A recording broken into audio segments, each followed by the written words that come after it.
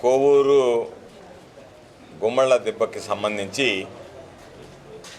Minor బాలిక మీద అఘాయిత్యానికి పాల్పడి ఆ బిడ్డ మరణించినటువంటి సందర్భంలో గుమ్మళ్ళ దిబ్బకి వెళ్ళి ఆ కుటుంబ సభ్యుల్ని పరామర్శించి రావడం జరిగింది. అయితే కేవలం నేను వెళ్ళి పరామర్శించాను కాబట్టి, ఈ ప్రభుత్వాన్ని విమర్శించాను కాబట్టి, ఈ ప్రభుత్వం ఈ బాలిక మరణానికి నైతిక బాధ్యత వహించాల్సినటువంటి అవసరం ఉంది అని చెప్పి నిలదీశాం కాబట్టి మా మీద వెంటనే ఒక ఎఫ్ఐఆర్ నమోదు చేయడం జరిగింది. ఆ ఎఫ్ఐఆర్ కూడా సహజ న్యాయ సూత్రాలకు భిన్నంగా ఎవరో అక్కడ ఉన్నటువంటి తెలుగుదేశం పార్టీకి సంబంధించినటువంటి మండల కన్వీనర్ మల్లికార్జున రెడ్డి అనేటువంటి వ్యక్తి ఇస్తే దాని మీద నా మీద ఎఫ్ఐఆర్ నమోదు చేయడం జరిగింది. దానికి సంబంధించి ఎఫ్ఐఆర్ నమోదైంది. 14వ తేదీ 11 గంటలకి విచారణకు రావాలని చెప్పని కూడా కోరడం జరిగింది. 14వ తేదీ నేను విచారణకు సిద్ధపడి వెళ్ళేటప్పుడే పోలీసులు వచ్చి ఈరోజు మాకు కొద్దిగా ఇబ్బందులు ఉన్నాయి, బందోబస్తు మీద కోటప్పకొండకే అట్టా బయట వెళ్ళారు, మెన్ లేరు, కాబట్టి మీరు మరలా 19వ తేదీ 10 గంటలకి మీరు ఇంటి దగ్గర ఉంటే ఇంటి దగ్గర వచ్చి విచారిస్తామని చెప్పి నాకు నోటీసులు ఇవ్వడం జరిగింది. చివరి క్షణం వరకు 14వ తేదీ నేను ఎదురు చూసి బయలుదేరే సమయంలో మీరు రావాల్సినటువంటి అవసరం లేదు అని చెప్పి ఆ రోజు నాకు నోటీసులు ఇచ్చారు. ఈరోజు అనేక వివాహ కార్యక్రమాలు ఉన్నాయి. నాకు సంబంధించినటువంటి సమీప బంధువు మరణించినటువంటి నేపథ్యంలో అక్కడికి వెళ్ళాల్సినటువంటి అవసరం ఉంది. వీటన్నిటినీ కూడా వాయిదా వేసుకొని ఈరోజు పోలీసులు వస్తే లా అబైడ్ సిటిజన్ కింద విచారణకి సహకరించాలనేటువంటి ఆలోచనతో ఈరోజు నేను ఇప్పటిదాకా ఎదురు చూశా. వాళ్ళ దగ్గర నుంచి ఎటువంటి సమాధానం లేదు. మా కార్యాలయం నుంచి కాల్ చేస్తే దానికి వాళ్ళు స్పందించలేదు. మీరు ఎన్ని గంటలకు వస్తారో కనీసం చెప్తే మేము అన్ని గంటల దాకా ఎదురు చూస్తామో అన్న దానికి స్పందన లేదు. కాబట్టి అంటే దాని అర్థం స్పష్టంగా 10 గంటలకు వస్తామన్నటువంటి పోలీసులు దాదాపుగా 12 గంటలకు కావస్తున్నా వాళ్ళు రాలేదు అంటే వాళ్ళు రావడానికి ఇష్టం లేదు అనేటువంటిది అర్థమైంది. దీని అనేక సందర్భాల్లో చెప్పాను. దీంట్లో విచారించడానికి ఏం లేదు. ఏదో నోటీసులు ఇవ్వాలి, మమ్మల్ని భయపెట్టాలి, మీరు ఈ విధంగా ప్రభుత్వాన్ని విమర్శిస్తే మీ మీద కేసులు బనాయిస్తాం, దాని ద్వారా మిమ్మల్ని ఇబ్బందులకు గురి చేస్తాం, మీరు మా గురించి కానీ ప్రభుత్వాన్ని గురించి మాట్లాడితే ఇదిగో మీకు నోటీసులు ఇస్తాం.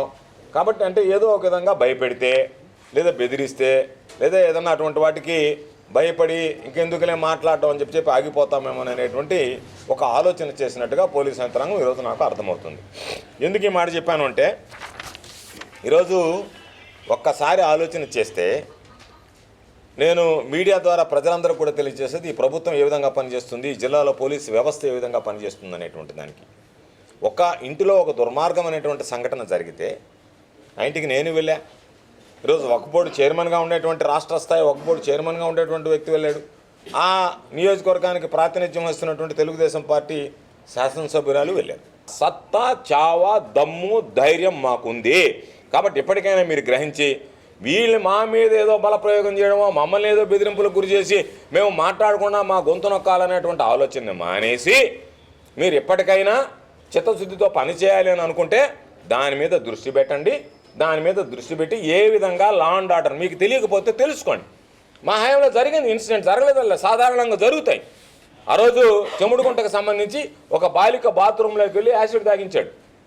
ఆ బాలిక మెడ్రాస్లో మృతి చెందింది. కానీ ఇటువంటి ఇన్సిడెంట్ జరిగినప్పుడు ఏ విధంగా ప్రభుత్వం రియాక్ట్ కావాలి అనేటువంటి దాని మీద మీరు దృష్టి పెట్టలేదు. ఆ రోజు జగన్మోహన్ రెడ్డి గారు ఆ కుటుంబానికి ఖర్చులకు 5 లక్షలు ఇచ్చాడు.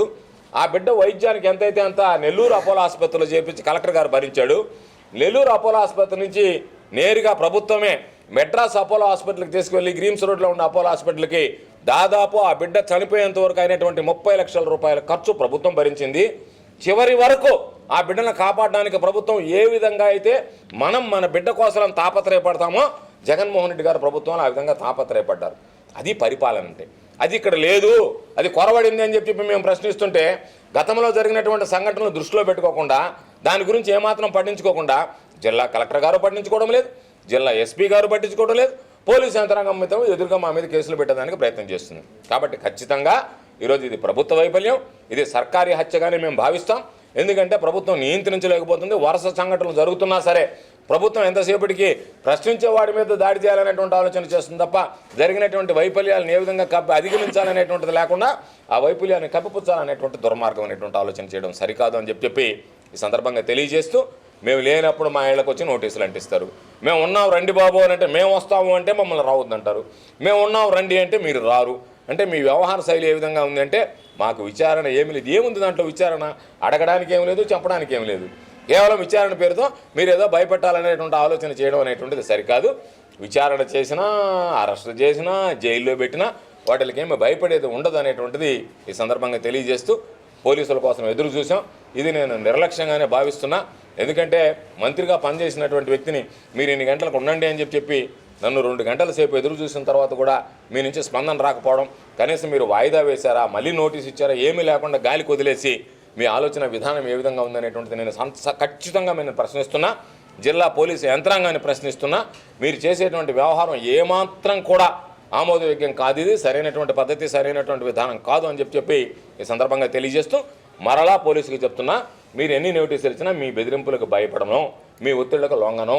కానీ మీరు అడిగినటువంటి ఏ రోజు కావాలన్నా సరే ఆ విచారణకు సహకరించడానికి సిద్ధంగా ఉంటానని చెప్పి ఈ సందర్భంగా తెలియజేస్తాను.